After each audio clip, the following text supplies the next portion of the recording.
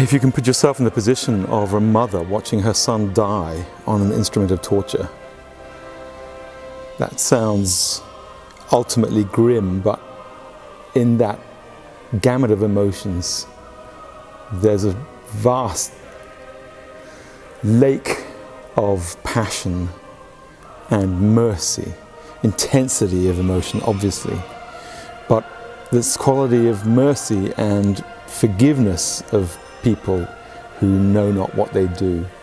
These things arrive particularly at the end of the work. Up to that point, it's about the passion, the intensity of sorrow, the intensity of empathy. It's about empathy for suffering. The scoring for Stabat Mater is a string orchestra, but I wanted to add an unusual element, and so I chose a soprano saxophone, which we're thrilled will be played by the world-renowned player Amy Dixon. And the saxophone player is like a third soloist. There's the mezzo-soprano, the baritone solo, but also the wordless voice of the beautiful keening soprano saxophone, which is almost like the voice of Mary herself.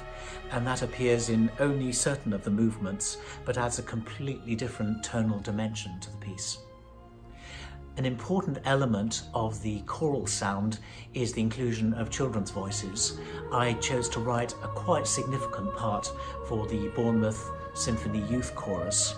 So they represent the voices of the innocents, the children, and also the hope for the future. And they have some quite big solos, as well as joining with the main body of singers as well.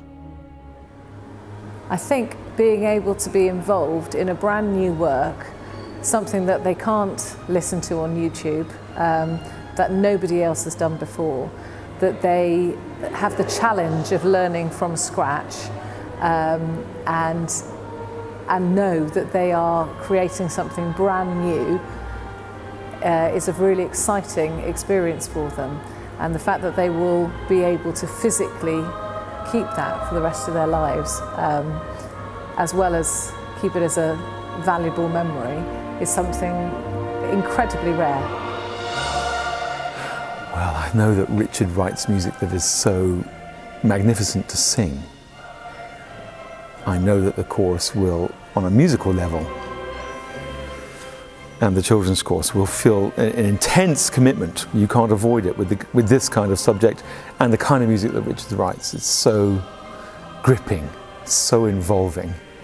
It's you can't avoid committing your entire being to the project.